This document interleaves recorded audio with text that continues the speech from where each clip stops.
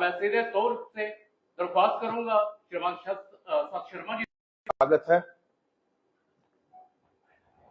आज का दिन हम सबके लिए एक महत्वपूर्ण दिन है। नवरात्रों के बाद महानवमी और आज महानवमी है, इसके लिए भी मैं आप सबको ढेर सारी शुभकामनाएं देता हूं, बधाई देता हूं। वैष्णो माता का, भावे वाली माता का आशीर्वाद आप सबके ऊपर बना रहे। आज आप लोगों के साथ आत्मनिर्भर अभियान को लेकर बातचीत करने जा रहा हूं। हम सब जानते हैं कि 25 सितंबर से इस अभियान की जो थी शुरुआत हुई थी।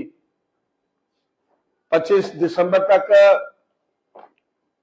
आत्मनिर्भर अभियान, जिसमें वोकल फॉर लोकल को प्राथमिकता और विकसित देशों की श्रेणी में जब हम लोग कहते हैं कि भारतवर्ष सर्वप्रथम रहेगा, तो उसी की तरफ बढ़ता हुआ कदम है। आत्मनिर्भर भारत का रास्ता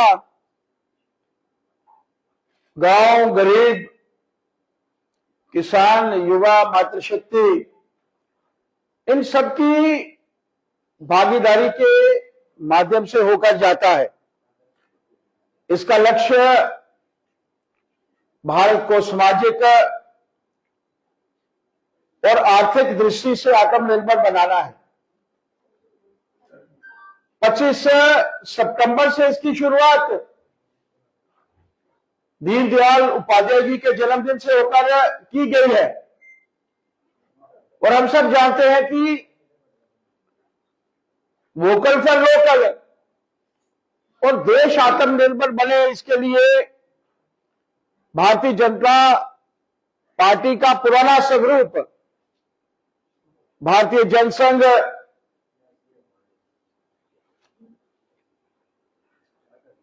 इसके माध्यम से जब दीनदयाल उपाध्याय जी से पूछा गया कि आत्मनिर्भर भारत क्या है, तो उन्होंने 2 शब्दों में इसका उत्तर दिया था, विकेंद्रीकरण और वोकल फॉर लोकल, यानी डिसेंट्रलाइजेशन और स्वदेशी को प्रोत्साहन। और समापन इसका उस महान विभूति के जन्मदिन के ऊपर, जिनके जन्मदिन को हम लोग सुशासन दिवस के रूप में मनाते हैं। अटल बिहारी वाजपेयी, स्वर्गीय अटल बिहारी वाजपेयी, जो पूर्व प्रधानमंत्री थे भारतवर्ष के। और इस आत्मनिर्भर भारत की जब हम लोग बात करते हैं, इस अभियान की शुरुआत सही मायनों से अगर हुई तो कोरोना के समय में हुई। हम सब जानते हैं कि कोरोना के समय में ऐसी परिस्थितियां थी, लगता था कि विश्व भर में जैसा नुकसान हो रहा है, ऐसी परिस्थितियों में भारत वर्ष में भी नुकसान होगा। और उस वक्त देश के प्रधानमंत्री जी ने जिस तरीके से उस आपदा में भी से भी एक अवसर को तलाशा, वैक्सीनेशन जो थी यहां पर डेवलप की गई, 3 लेयर मास्क जो हम लोग बाहर से मंगवाते थे, वेंटिलेटर्स यहां पर निर्मित नहीं होते थे, मेडिसिन यहां पर मैन्युफैक्चर नहीं की जाती थी। इन सबको लेकर आत्मनिर्भरता की तरफ भारत ने वो कदम उठाया, जिसके चलते हम सब जानते हैं कि वैक्सीनेशन भारत में ही जो थी उपलब्ध नहीं थी, वो विदेशों में भी लगभग 100 देशों में भारतवर्ष से वो वैक्सीनेशन जो थी वो भेजी गई और लगभग 40 से देश ऐसे थे, छोटे वो देश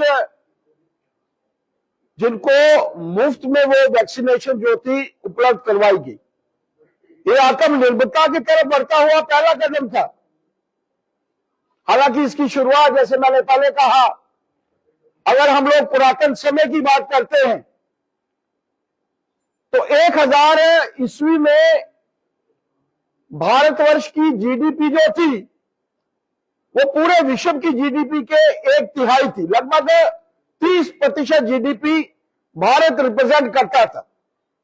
कारण यही था कि उस वक्त वोकल फॉर लोकल की बात और वो आत्मनिर्भरता की बात जो आज जिसके संदर्भ में आप सबसे मैं बातचीत कर रहा हूं, वो आत्मनिर्भरता आज जो है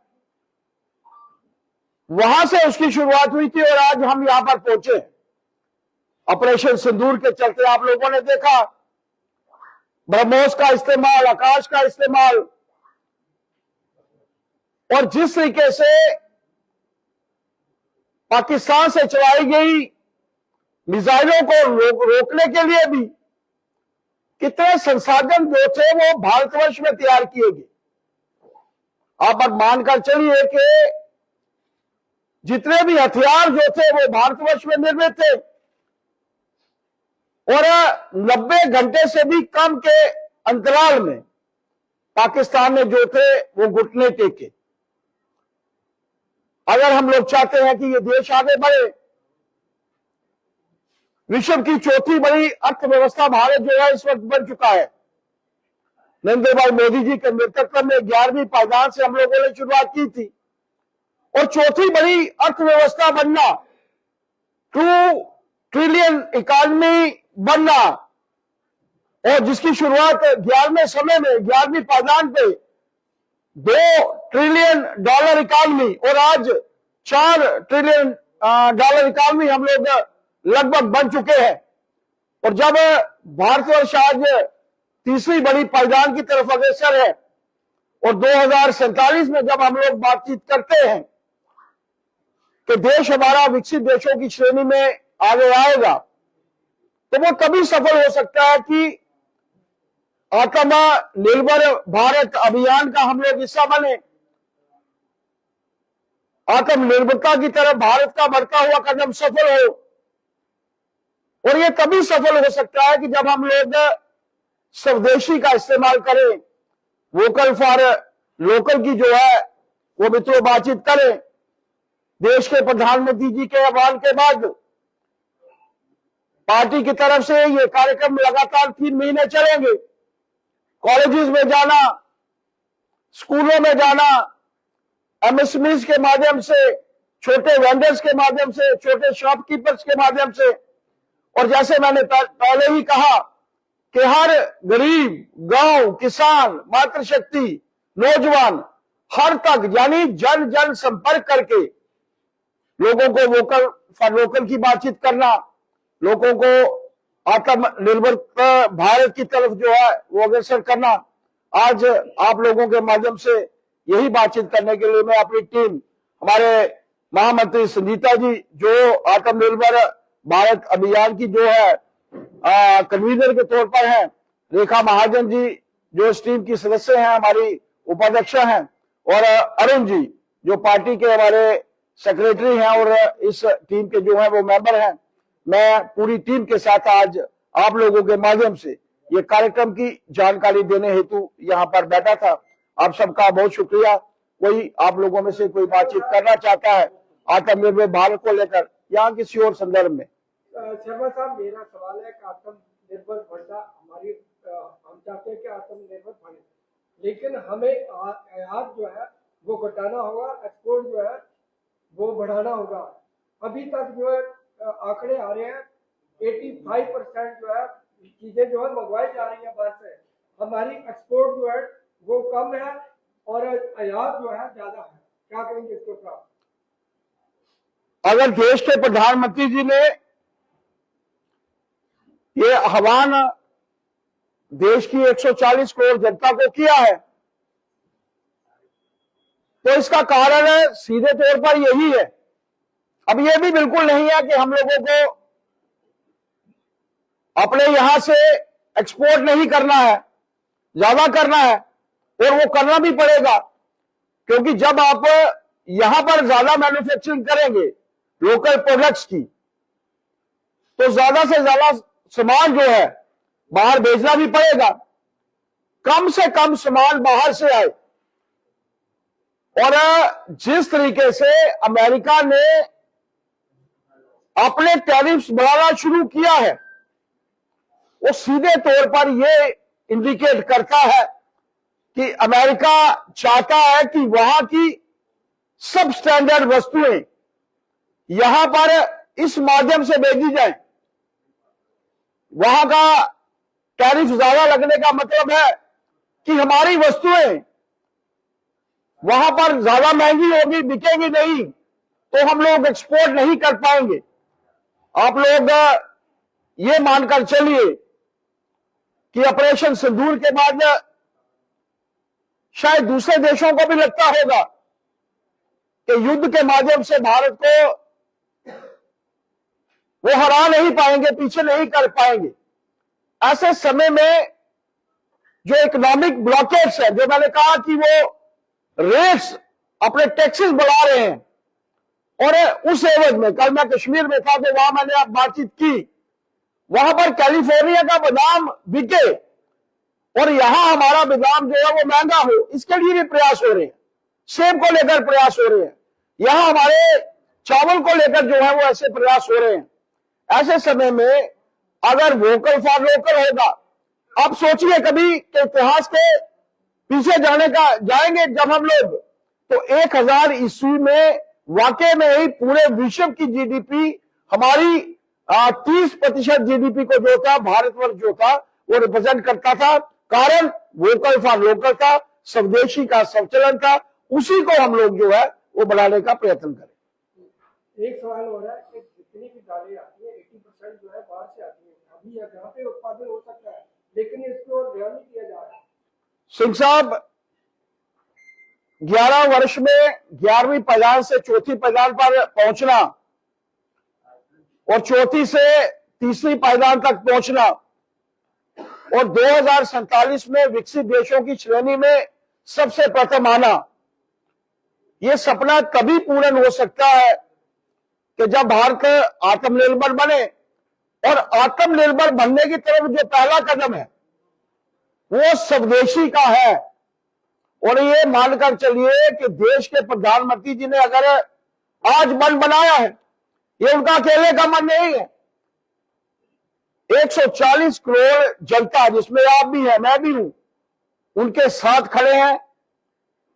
विदेशी वस्तुएं जो है वो कम से कम ली जाए। और कल खासतौर पर 2 अक्टूबर है, मैं तो चाहूंगा कि हम सब मिलकर भी खादी का उपयोग भी करें और स्वदेशी की तरफ हमारा पहला बढ़ता हुआ कदम जो है वो कारगर सिद्ध होगा। ये मानकर चलिए शुरुआत हम सबको अपने घरों से जो है वो करनी होगी। एक तरफ से कहानी है कि जीएसटी की दरें जो है वो कम कर दी है, लेकिन जो दुकानदार है वो किसी भी सूरत में उसे कम नहीं कर रहे कि जो रेट पहले से आ रहे हैं अभी भी वही। क्या इसके लिए कोई संज्ञान है, कोई कमेटी ऐसी कर रही थी? देखिए बहन जी, हम लोग हर शॉप्स के ऊपर गए थे, दुकानदारों से भी हमने बात की है। आप लोग लगातार से कुछ अखबारों के ऊपर एडवर्टीजमेंट्स देख रही होंगी। बड़ी वस्तुओं के रेट बहुत कम हुए हैं। कारों में कार्स देख रहा था, टीवी देख रहा था, फ्रिजेस देख रहा था, बड़ी वस्तुओं के रेट कम हुए। हो सकता है कोई छोटी वस्तु का रेट कोई दुकानदार कम ना कर पा रहा हो, क्योंकि पैसों में भी कभी डिफरेंसेस होते हैं, तो वो भी आप मानकर चलिए कि आपको उतने ही पैसों में ज्यादा मिकदार में वो सामान देगा। और लोग भी, जिनके साथ भी मैंने बातचीत की, जहां जिनके साथ भी पार्टी के सभी कार्यकर्ता, हम लोग स्टिकर लगा रहे थे जीएसटी को लेकर और लोगों से पूछताछ कर रहे थे।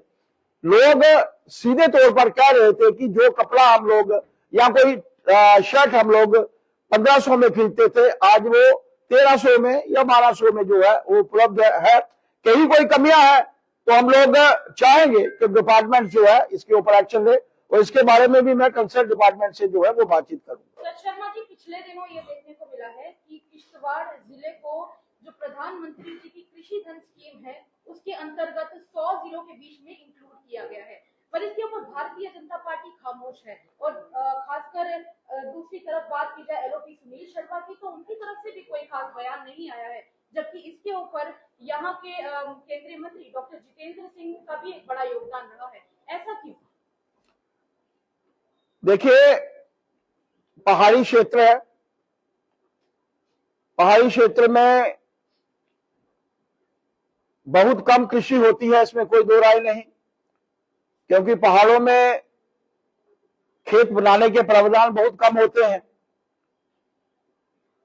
ये भारतीय जनता पार्टी के ही प्रयास हैं, ये भारतीय जनता पार्टी के नेताओं के ही प्रयास हैं जिसके चलते ये संभव हुआ है। देश भर के किसी भी हिस्से में, और ये मानकर चलिए कि भारतीय जनता पार्टी सबका साथ, सबका विकास, सबका विश्वास और सबका प्रयास लेकर